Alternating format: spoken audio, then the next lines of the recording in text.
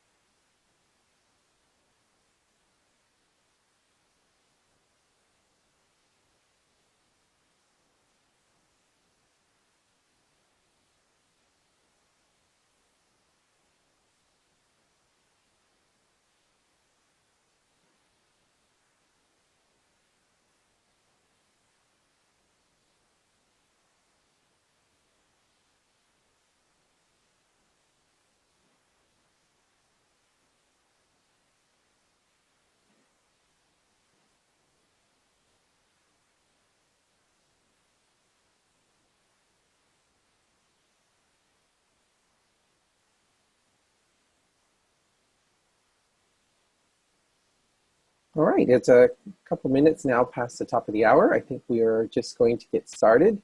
Hello, everyone. Welcome. Happy Halloween to you if you're in the North America's time zone or Central America or South America time zone. And for those who are joining us from another part of the world, hope you had a happy Halloween. We welcome you to the IDDSI Town Hall. Look forward to answering your questions. Our panelists for the Town Hall are Jan Duvestein, IDDSI board member and communications lead from Vancouver, Canada. Katrina Steele, IDDSI board member and research lead from Toronto, Canada. And myself, Peter Lam, IDDSI co-chair from Vancouver, Canada. At the moment, all participants are in a listen-only mode. If you would like to ask questions, we would ask you to please use the Q&A function that should either be on the bottom panel or the top panel of your screen.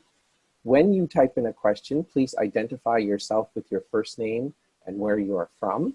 And our panelists would do their best to answer your questions in the order in which they're submitted.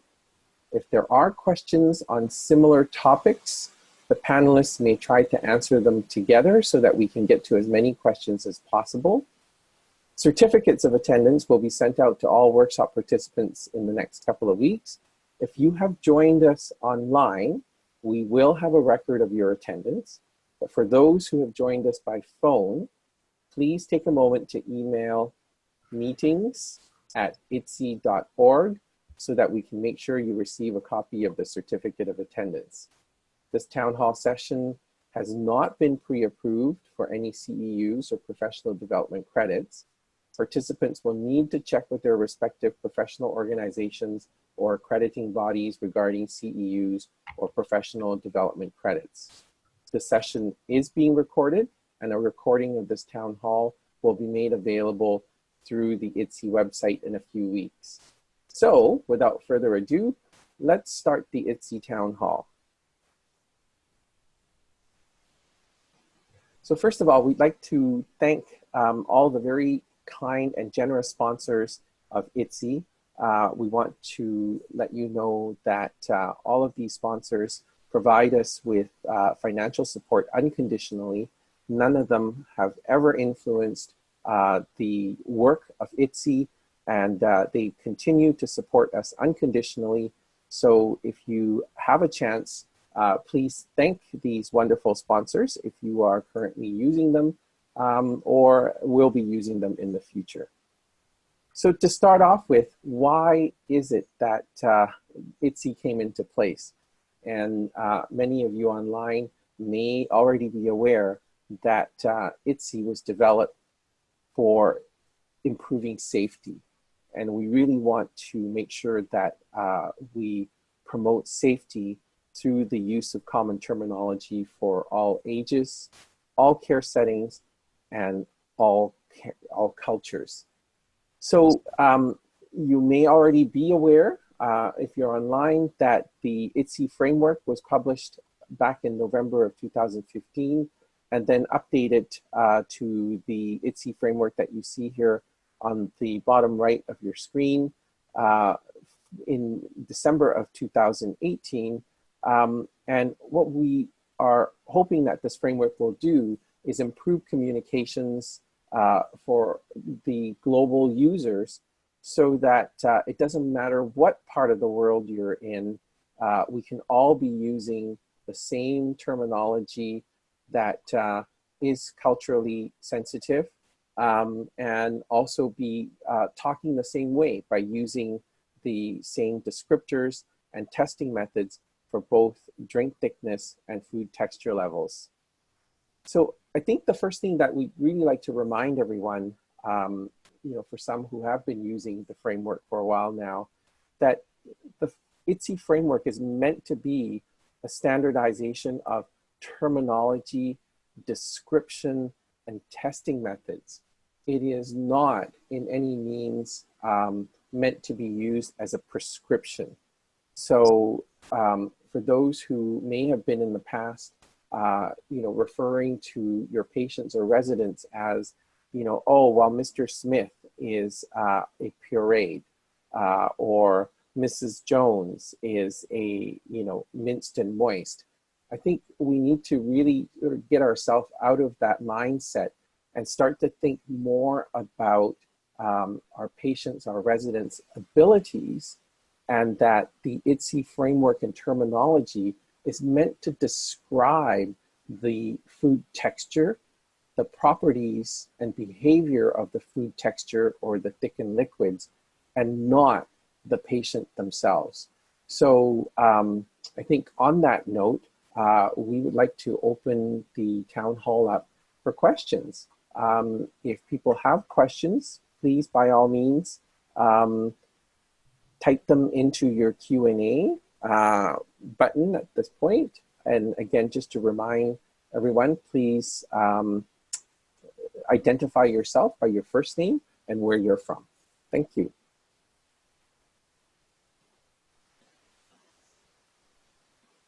So we have a question that was submitted through email from Beth, and Beth is from Arizona, USA. And her question is rice allowed on the different diets? And following that, a second question, I understand that the guidelines suggest that level 5 include foods that are cohesive in nature. Is it advised to add a thickened vegetable broth to keep minced vegetables in a cohesive ball? Why don't we address those two questions first, as Beth also has a third question. Katrina or Jan, either of you? Sure, I'll start with the rice. So rice is one of those foods that's really difficult to have a predetermined sort of understanding of how it behaves. And it's a good example of an item that could look quite different from kitchen to kitchen. Different rice types will behave differently. And we've spoken to that in the framework documents. I think our response would be that for the rice that's available for that patient in your institution or in their setting, to test that rice using the IDDSI testing methods and try to determine which level it falls into. And then based on your clinical assessment of that patient, that will help you know whether that rice is suitable to include in that patient's diet or not. Jan, do you want to take the thickened broth part? Sure. So again, I think in terms of level 5, I think this gets back at one of our other kind of basic premises, is that really you need to really look at the testing methods as being your guide in order to figure out whether a particular food and how it's being prepared is going to meet the descriptor and meet the testing method requirements. And that's probably the best way to do that, because you say, well, minced vegetables, you know, certainly we say there's a need for some cohesiveness because we need the moisture added to that. So some of it will be dependent on, you know, perhaps what vegetable it is, how is it cooked, how is it sort of minced up. You certainly don't want something that's going to be dry and scattery in the mouth. The idea is that it stays together in a more cohesive form and forms that sort of lubricant part of what we would sort of term or the requirement for a level 5 food. So so really the best way is to actually go back to the testing methods and say, okay, is this going to meet this or not? What do I need to do in order to have it meet the requirements of that one? Yeah. Jan, do you want to expand a bit on the testing methods used for level 5 that might perhaps bring a better understanding to this question? Sure. Okay.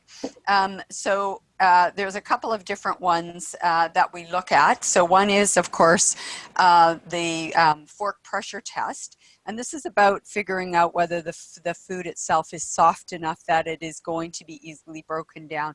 This is the kind of texture you often use for someone who perhaps might have a little bit of chewing ability, or you're trying to work a bit on chewing ability, but you're not 100% really secure in the fact that they would be safe doing it. So it's almost a little like a bolus that has been sort of already masticated and broken down and moisturized with that.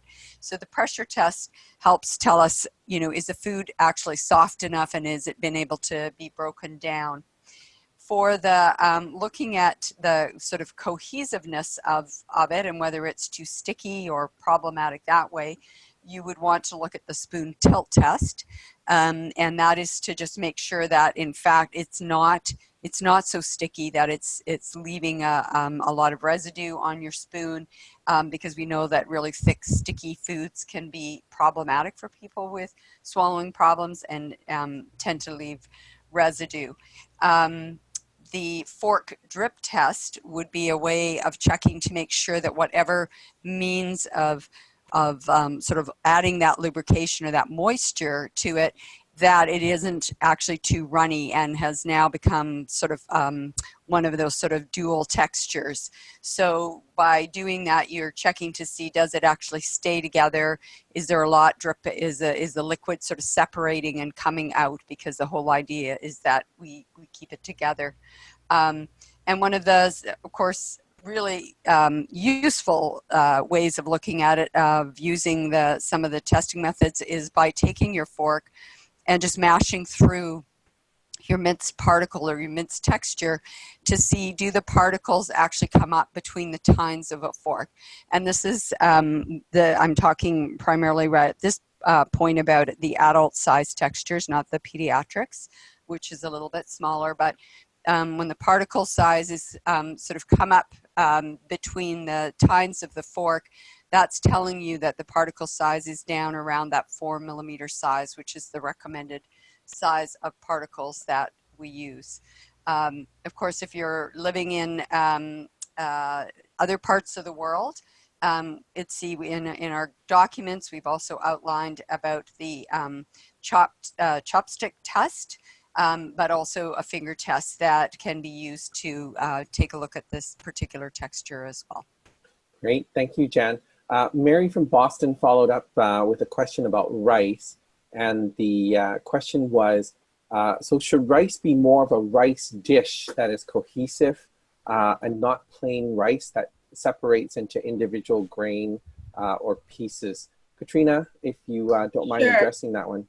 So, Mary, I think the answer is yes. If you feel that your patient needs to have a minced and moist level consistency, a level 5, then that would be the indication for a dish that contains something like rice, as provided that it's not sticky.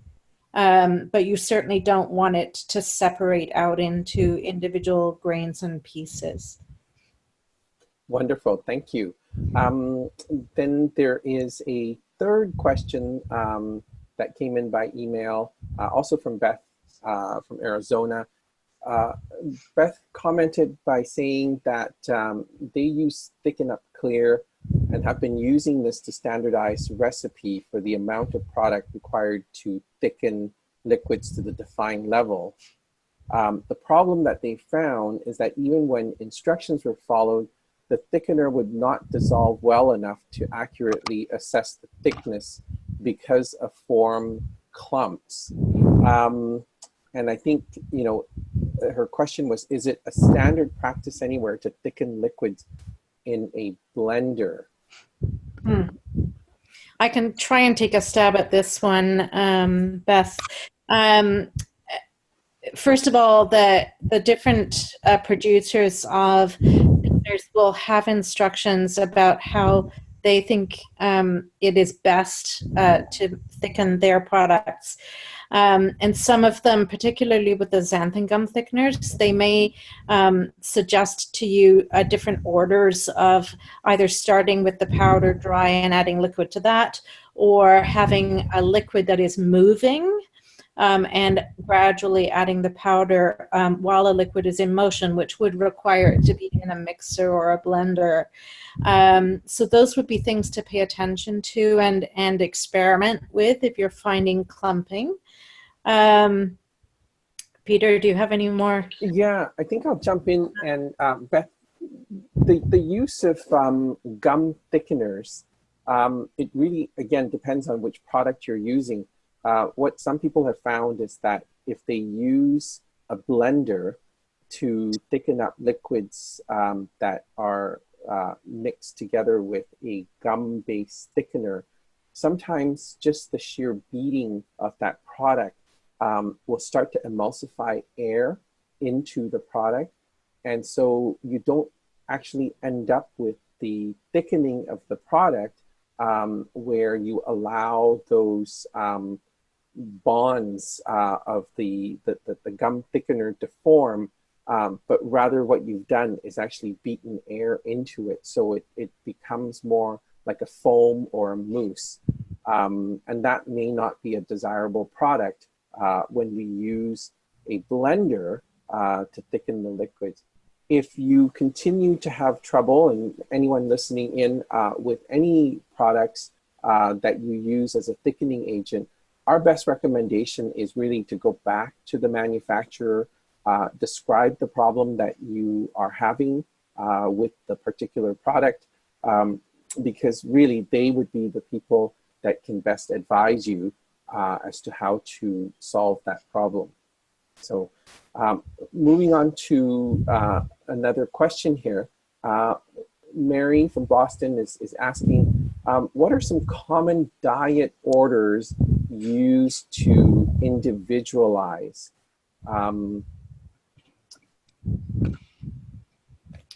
I can take a stab at that. Sure.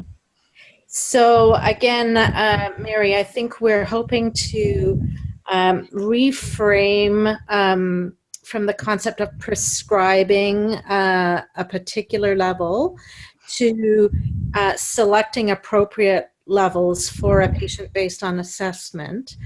And we're hoping that because the descriptors are quite comprehensive in covering the variety of foods that are out there, that in fact there'll be less need to have exceptions than there was before. We were actually just today looking at an example from a facility that somebody shared with us of a previous diet order that had a lot of exceptions. And they had found that when they mapped the foods to the IDDSI framework, that in fact they were able to have fewer exceptions listed for a patient. But I think that this is where, for example, you might feel that a person is able to handle level 6 soft and bite-sized foods as a rule, but perhaps meat is just too much of a challenge, even at that level. And so you might downgrade, if you will, have an exception that says for meat, prepare that in level 5 minced and moist. One other thing that I think is useful to think about is that when you're selecting levels for a patient, you're not going to expect that every food they receive is from a single level, but rather that there's a range of foods that are appropriate, from the least restrictive, that it's very likely that they can also tolerate greater restrictions. So that if you've put them on a level 6 food, that they probably are also fine with level 5 and level 4. And so to think of the food level and the liquid level spanning a range of appropriate and suitable levels for that patient. Thanks, Katrina. Yeah, I think I'll just add to that by saying that there is a common misunderstanding at the moment that if someone has been determined to be able to manage a certain textural level as identified by the IDDSI framework, that all foods on that plate need to be in that textural level. And we just want to clarify to say, no, it does not have to be. You do not need diced potatoes to accompany diced meats that are 15 millimeter by 15 millimeter or 8 millimeter by 8 millimeter for pediatric. On your menu may be mashed potatoes, and that's completely fine. It's just that, as Katrina said, you know, as long as we don't exceed that upper boundary, you can certainly incorporate menu items that are of different textural levels in your menu planning. So hopefully that helps to answer that question. We'll move on to the next question here. Emma from Castlemaine Health in Victoria, Australia. Thank you for your question. The question is about the flow tests. They've been testing soups with the syringe flow test. Sometimes it's impacted by the tiny particles even when blended and pureed. And so the question is, does anyone have any suggestions on how to get around this? Katrina, we'll hand that one over to you. Now, before you answer, I was just going to say that we also have the ability to let attendees contribute their thoughts. So if you would like to contribute a thought to this particular question, please, again, go to your panel and you can actually raise your hand. And when you raise your hand, we will put your sound on so that you can also then add on to the answers that are being given. So Katrina, hand it over to you. Sure. I'll say hi, Emma, familiar name. So I think it sounds, Emma, that as if what's happening here is that you've got soups that are probably right on the boundary between level 3, moderately thick or liquidized, and level 4, pureed / extremely thick. And we do say that a pureed item in the framework should be completely smooth. And so there may be a slight issue with these particles. But the reality is that the flow test stops being as useful when you get to level 4, because level 4 liquids actually don't really flow through the syringe. And so at that point, one needs to move over to the other tests to confirm whether the liquid is behaving more like a level 3 or a level 4. So this would be, again, the spoon drip test and the fork drip test to see whether the liquid flows through the tines of a fork or leaves a tail. And One of the things to mention is that on our website we have audit sheets for kitchens that are trying to map the different items that they have to the framework. And on those audit sheets, we identified the variety of tests that you can use for each level, but we also star the ones that are more critical, or which would trump the other tests. So around this level 4, the flow test with the syringe really becomes less useful for characterizing the behavior of the liquid. Thank you, Katrina. Anybody online that would like to contribute? Again, we just remind you, please raise your hand. If not, use your chat function. And you can also, oh, we have a contribution here. Beth from Arizona has just said, we also found particles in pineapple juice and V8 juice. Do they need to be strained prior to performing the flow test? So Beth, I can tell you that in sites where they are using the V8 juice or pineapple juice, what many of them actually have done is they've either tried to blend it with a really high power blender, or yes, they have also strained it prior to performing the flow test. Unfortunately, when you have particles that remain within a liquid medium, they will clog the tip and provide you with an altered result when you're performing the flow test. We chose that 10 milliliter syringe as the tool for the flow test because of that reason. So often when we think something has been blended well enough, it really hasn't. And that's the reason why we wanted to make sure that the particles are small enough that they can actually pass through the tip of that syringe in order for us to say it's well blended enough or well pureed enough. So hopefully that's helpful to everyone. Moving on to the next question here. We have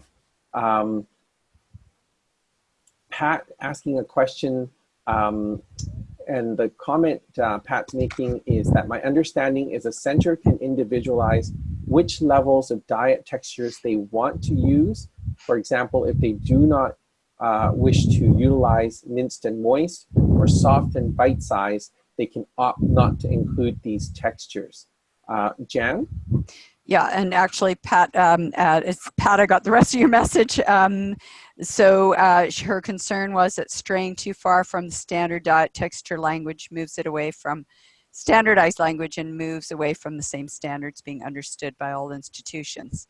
You are correct. We have said that, in fact, you know, a lot of it depends on what are the requirements for your population. Who are you, who are you serving the foods to, and what would be the kind of requirements in terms of making decisions about what different levels of texture or liquid consistency are you going to use. I think more of it we've come up often in the liquid end, in that level 1 is not at this point been that widely used in the adult world, but it is very highly used in the pediatric world. I think in terms of standardized, again, it gets back at who is your population, what are the requirements, what is the range of requirements that the people or the people in your facility actually do require in terms of decision making around which levels you are going to offer to serve in your menus and in your diets. I think as long as the levels that are chosen reflect the standard language, the descriptions, and sort of line up with the testing methods that IDDSI has outlined, then I think you are in fact staying with the standards and not sort of moving away from that. I guess the challenge would be is if an organization next to you serves a whole bigger range of things, and there's questions that come up about, well, you know, why can't we do, you know, why don't we have this level? But I think that's sort of a slightly different question. It's more a question around decision making within the organization. I don't know if Peter or Katrina wants to add a comment. I can just jump in because I come from a facility where historically they have not offered more than one level of thickened liquid as a rule. So we had to choose historically whether the default would be a nectar or a honey thick. And so if we were to be in that situation with IDDSI, it would be that the offering at our hospital would be at the moment mildly thick as the default, and moderately thick or slightly thick would be, well, so slightly thick wouldn't be offered in our facility at the moment, and moderately thick would be offered as a sort of exception. So I think that there's room for that. What we do want people to do is use the correct language for whatever they're offering. So we're not saying you have to offer the full range, but make sure that what you are offering is described with the correct term.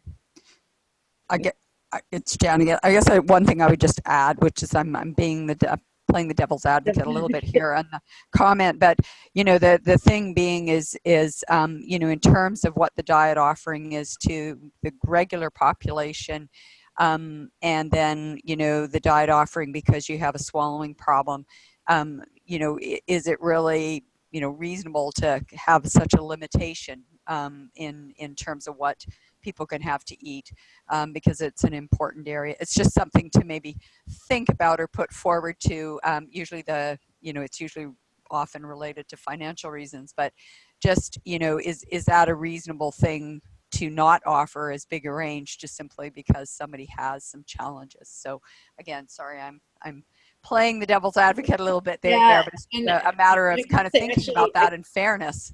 Yeah, again, our facility is an interesting example on that point because we have a sort of subacute stroke patients who are frequently people for whom thickened liquids are prescribed, but we also have a complex continuing care wing where thickened liquids are heavily used, and those people actually are on those products for much longer, and the needs of the patients on those two units are quite different. But as you say, Jan, from an economic point of view and from a sort of number of a demand point of view, there was a review to see, you know, which should be the norm or the regular item on the menu. Should it cater more to the chronic users or the short-term users? So those are interesting deliberations. Thank you. So going back to a question from Emma in Australia, easy to chew, soft and bite-sized, minced and moist and puree diets. Seeds and nuts are stated as not appropriate. It gives examples of apple seeds or pumpkin seeds as part of this. The kitchen staff would really like to know if seeds and blackberries and raspberries would be okay.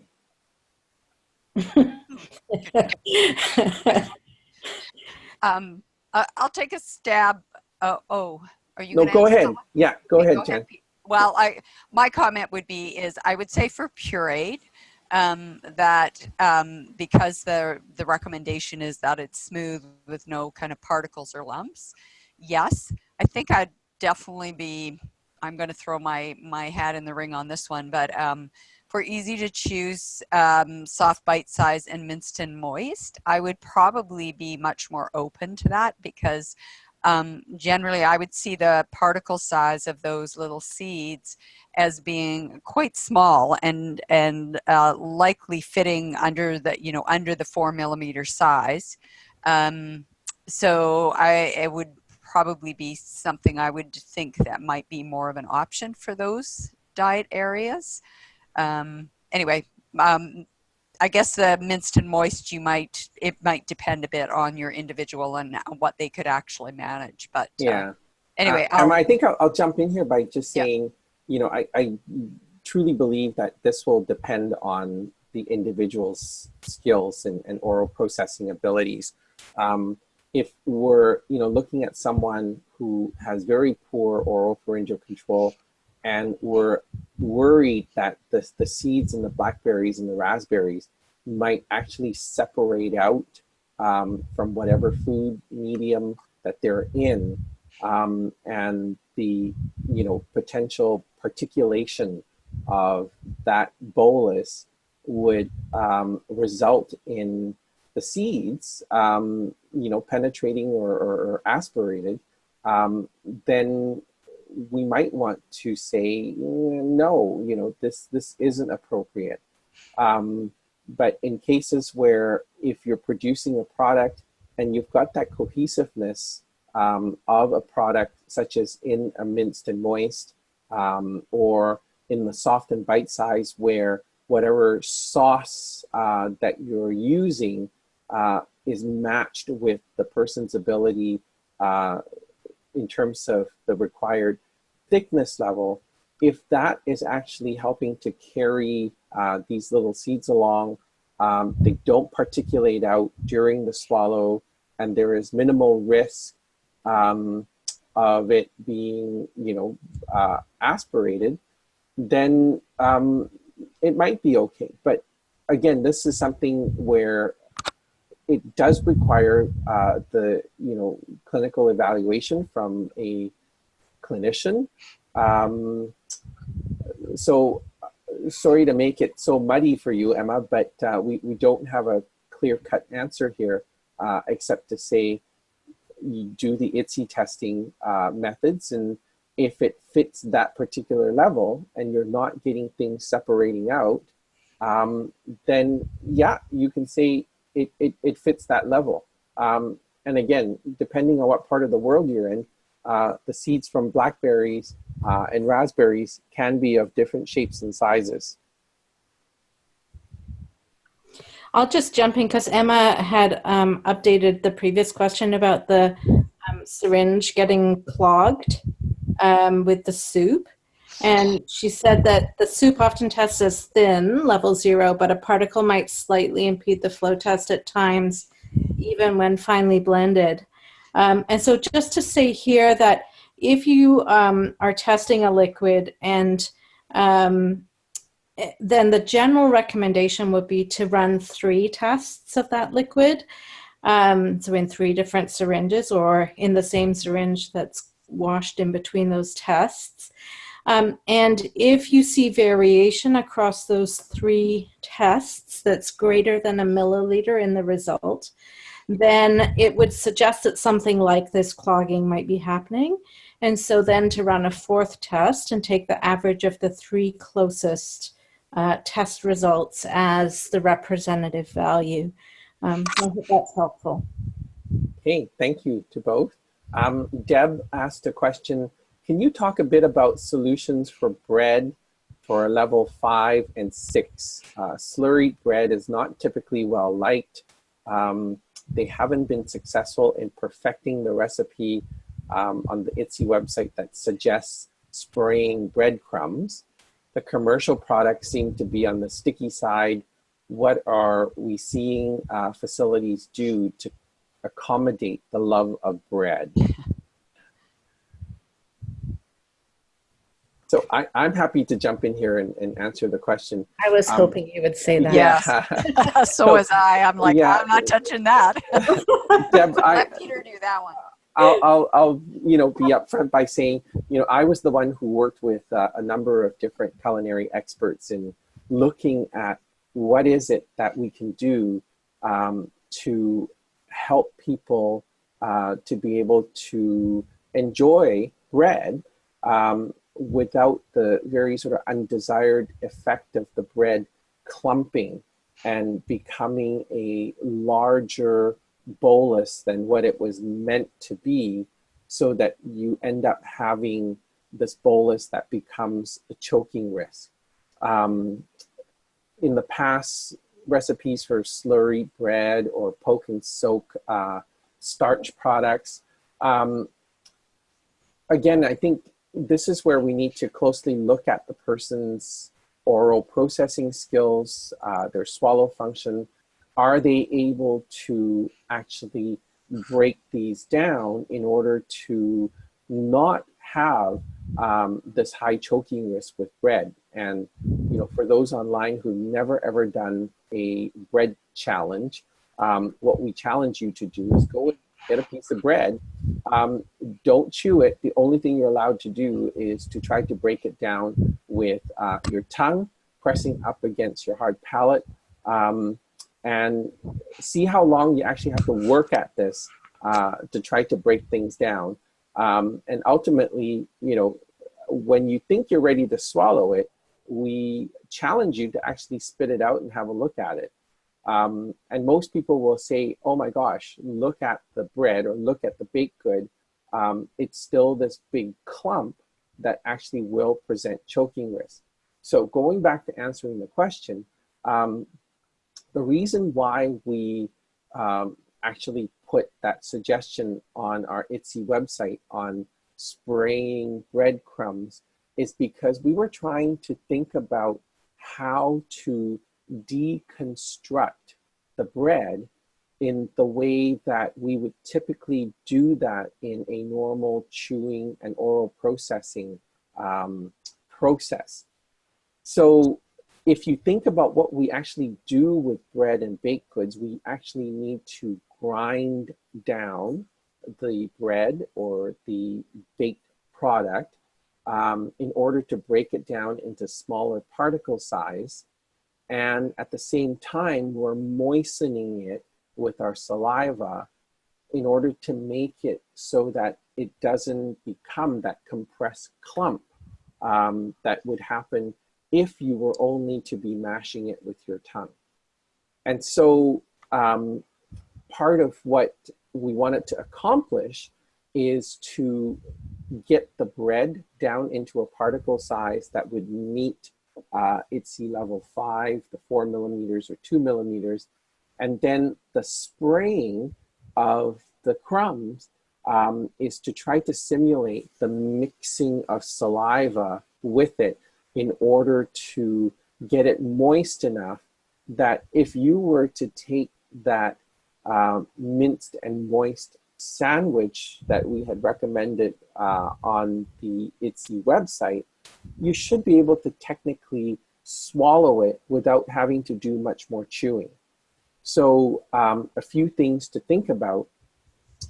Have you actually sprayed it enough so that it actually remains moist? And the filling that you are layering on top of the crumbed bread, is it actually moist enough to allow it to then also have some moisture permeate into the crumb bread? Because as we know, anytime we add a starch product, it's immediately going to start to absorb the liquid with from the products that sit adjacent to it or sit on top of it. So we do recognize that a lot of commercial products seem to be on the sticky side. The best thing that I would suggest, Deb, is to go back to the manufacturers. We know that they're all trying to work with their product, especially some of the commercial products that say, just add water and you'll have pureed bread, or just add water and you can have this pureed baked good, or some are actually working on minced and moist goods now. Once again, we don't have the perfect solution for everyone because we're not culinary experts. What we would recommend, again, is please apply the IDDSI testing to whatever resultant product that you're trying to make. And if it meets those tests, then you can absolutely say, yes, this is appropriate for that particular textural level. Having said all of that, if you are supporting someone who absolutely loves bread and they want to have bread, then we really do need to evaluate on an individual basis, do they actually have the skills to be able to do that without subjecting them to a high choking risk? Jan? Can I jump in on that, Peter? Sure. Yeah. Just to say that bread has been something that a lot of people have allowed as an addition or an exception for years and years and years. But I'm a speech pathologist by training, and I would say that we really don't have at the moment a good test of oral processing that we can use clinically at the bedside. And what's been suggested in some of the papers that have come out of related to the IDDSI project, particularly a recent paper by Julie Cicero, is that when we're facing this challenge, the most appropriate thing to do is actually to have the patient chew a solid product that you're interested in seeing if they can manage. And just before they would be ready to swallow, so they need to have the cognitive ability to follow the instruction to stop and then spit out the product. And then for you to actually texture test that product with the IDDSI testing methods. And our thoughts are that the ideal processed food ends up at around a level 5. It's been ground down, as Peter said, and it's been mixed with saliva, and so it's cohesive. And so in terms of deciding, can your patient manage this food item, whatever it is, it's to evaluate what has happened to that food after they've processed it. And if they can learn techniques to do better processing, there's an opportunity there. But if not, then you would have good clinical evidence to back up your advice that they avoid those foods. Great, thank you. Mary from Boston asked about corn and peas. They've been avoiding those in the past, and now that we have IDDSI testing methods, they do not test well for level 5 and 6. Has anyone found another way to use these in menu items? And the comment was, or question was, perhaps in stews or puree soups. Mary, corns and peas traditionally have been challenging items because of the skins. And again, it depends on the type, sometimes dependent even on the brand that you get. Some people have tried to cook the corn and the peas for a more extended period of time to see if they can soften the skin. Some have used creamed corn because it actually is much more processed than just the corn kernels. Again, some people use mashed peas in place of the just pea pods, the frozen peas. And I'm afraid, Mary, we don't have, again, magical answers for you here. This is another one where we can take back to maybe our commercial partners and industry partners that, you know, provide corn, provide peas, and say, hey, can you help us find a solution here? They may have equipment that would be able to do a much better job to process these so that they can help us meet that level 6 and level 5 testing. Deb, thanks for your comment here. Deb said, to add to Jan's devil advocate answer to Pat's question, I would say that in the USA, it might be difficult to convince surveyors that you have good rationale for not offering levels as ordered. And worst case scenario, if an issue was brought against the facility, it could be a slippery slope to argue that you're not following best practice rather than picking and choosing and putting people into levels that are not their diagnosed ideal. Deb, thank you very much for that comment. That comes up again and again. Sadly, there are questions around what will surveyors do when they come in. At this point in time, they're giving people a bit of a grace period or a window to review and decide which standard they're going to follow. And so this next bit of an answer that I'm providing or comment that I'm providing really applies to the United States and territories. And that is for those using the American Academy of Nutrition and Dietetics electronics care manual or nutrition care manual, the comment from the folks that look at the or review the care manual is that they're contemplating that in May of 2020 or sometime soon after, they're actually going to remove all of that current NDD terminology from it, and the only thing that would remain is the IDDSI terminology. So at that point, the surveyors may be looking at that and saying, hey, this is what the American Academy of Nutrition and Dietetics is now recommending as best practice. And so, you know, at that point, do we need to be looking at that and saying, you know, that's what the surveyors will be doing their evaluation against?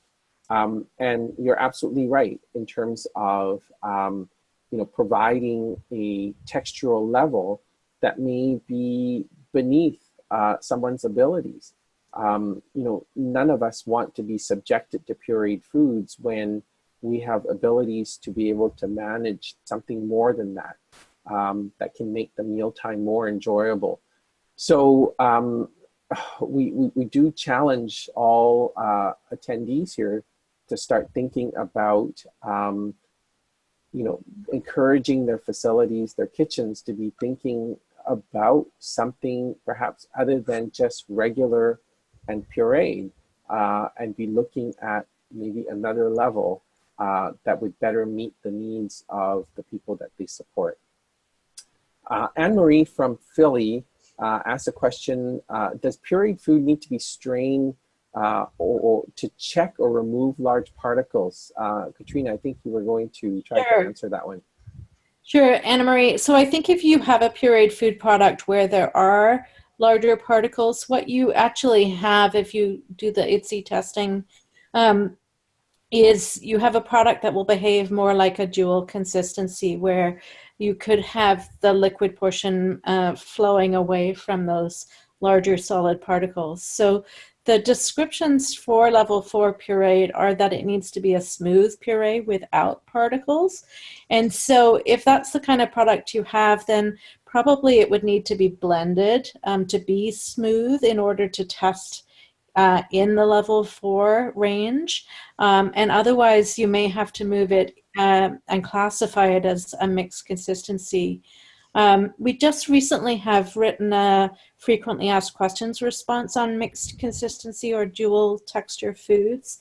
And one of the things that I thought was interesting when we discussed it as a board of directors was that we actually took things like watermelon that look like they're a single consistency and put them into that dual consistency group, because the minute you compress that fruit in the mouth, the juice will squirt out and behave like a dual consistency product. So I think the advice there would be to work to modify that product so that it really does test within the targeted level. Thanks, Katrina. Another question from Anna-Marie. Any advice on how to provide texture modification to off-site facilities with limited kitchen area when the food will be held for a few hours? Jan, I think you were going to try to answer that question. Yeah, I'll take a stab at it, but I'm not, I must admit I work more in community, but I guess a couple of things would be is if you were providing the texture modified food, I'm assuming it would be modified off-site and then being held. So two of the things I think that would come to my mind on this is one, who, you know, identifying somebody on that site who could actually do some of the testing to make sure that the food has retained the correct consistency in the time when it's actually had to sit and wait and or be reheated. I'm not quite sure what the process would be. So having some kind of a means of checking it. And then the other part is to have some mechanism for modifying it further. Like, for example, if something was sort of dried out or become a bit sticky and on warming up and needed more, so having some of that, whatever it would be, gravy or whatever moisture methods that you use available in that sort of limited kitchen space to sort of make those appropriate modifications in order to do that. Those would be the things off the top of my head. I'd certainly open it to Peter and Katrina, because they have worked much more in facility-based care than I have. Yeah, I think this sort of will transition into the next question that's being asked by Betsy with regards to working in a school with children who have special needs, ages 3 to 14, including feeding challenges. Betsy said that the school doesn't have a food service or kitchen. Families send in the food or drink for snacks and lunch. Do you feel it would be feasible to implement IDDSI standards? And so, first of all, Betsy, the immediate answer that I would give you, and I think Jan would give you, is absolutely. In fact, it would be it would be critical to actually implement IDDSI standards, because one, it improves communication between home and school, so that they understand that the foods that are prepared at home may actually change in terms of its behavioral property when it gets to school, or the temperature changes, and that when the support staff at the school heat up the food or go to serve the food, that they can utilize the exact same IDDSI testing methods to check that that food is appropriate for the individual before they serve it. So, you know, in line with the question asked by Anna Marie, absolutely, we need to make sure that the off-site facilities do the same type of testing for the food that's delivered to them. And I think, you know, one of the key things here would be to work with those who are going to be serving the food, supporting people with eating, so that they are well familiar with IDDSI testing methods. But more than that, to look at how to refresh or recharge or you know, rejuvenate the food, if we need to think of it that way. An example I always give is there are some sites that produce mashed potatoes, but you know, because it's something that they want to get out of the way, they might produce that mashed potato 2 or 3 hours before it actually gets served, and then it's held in a thermal cabinet or in a steam well. And by the time that they go to serve it, the mashed potatoes actually have become cement. And so what ultimately happens is, in holding that product for that length of time, it actually ultimately gets dehydrated. And what we may need to do is actually rehydrate that mashed potato. And so here's where addition of hot water or addition of hot broth may be required to actually get that potato back to that ideal property that it needs to be when it was first and freshly prepared. So Betsy, going back to your question about, you know, when you send snack and lunch, ultimately the food will change, because unless it's held in, you know, a thermal container that will retain its heat, retain its moisture, the property of the food will change. The drink may change in terms of thickness, or you may get separation. Then it needs to be properly mixed and you know, made into the proper thickness or the texture that's required for the individuals that are supposed to be eating it. Jan and I both work in an environment where we support people with special needs, and we see this all the time. And one of the things we can say is, now that we've introduced the IDDSI terminology into our practice, there's actually a lot less difficult situations that are created for those who are being sent to off-site out of their home with prepared lunches that require texture-modified foods or thickened liquids. Jan, do you have anything further to add to that? Yeah, no, I think the one thing I would just say, Betsy, is that it does offer actually an opportunity to do some education and to use some of the resources we've developed for both families and for other staff in the setting. And Peter and I do a lot of little mini in-services that are very practical, getting them to try things and chew food and that. And it really, I think it's to sort of help people really understand what you're talking about and why. So. It is a good way of introducing it, but also helping people understand why you're recommending it or why you're going down that road. Yeah, thank you, Jan. And then a comment from Deb. Deb, thank you, you're so kind. She says, thanks for entertaining our questions and the good information. I happen to believe that the dysphagia diet is the ultimate definition of what we mean when we say therapeutic nutrition. It is so very, very important to the health and well-being of our patients and residents. Thank you also for the breadth and depth of information on IDDSI.org. Deb, thank you for that comment. And it's almost like, we paid you to say that because what we want to refer people to is the IDDSI website. If you haven't visited the IDDSI website for a while, please go back to the IDDSI website and look at the resources that we've put up there. There are more resources added all the time, including resources that are shared with us from other countries, other practice areas. Please make use of those rather than trying to reinvent the wheel. It's looking like we are at the top of the hour, so we want to thank everybody very much for attending this IDDSI Town Hall webinar. We appreciate you taking the time. We want to wish you all the very best in your IDDSI Prepare, Aware, Adopt journey. We want to remind you that the world would love to hear your stories. And if you have a story that you'd like the rest of the world to know, please submit your stories through the IDDSI website. Tell Us Your Stories portal. It's right in the middle of the web page. You'll be able to see that. And if you have not signed up for the IDDSI eBite and you're not getting monthly updates or regular updates from us, please take a moment to do so.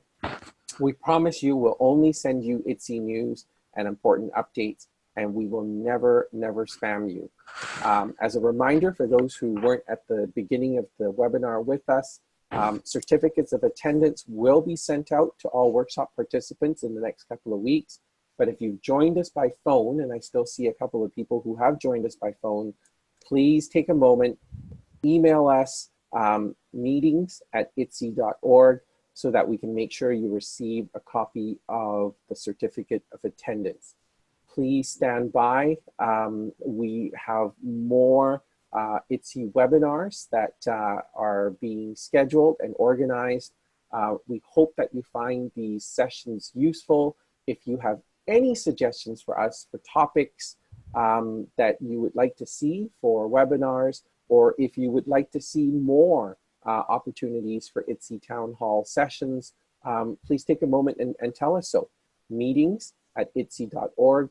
We wish everyone a wonderful afternoon or evening or night or morning, wherever you are in the world. We are happy to say IDDSI is a global initiative, and it just feels like IDDSI never sleeps these days. And we, once again, thank you very much for attending the Town Hall webinar, and wishing you the very best.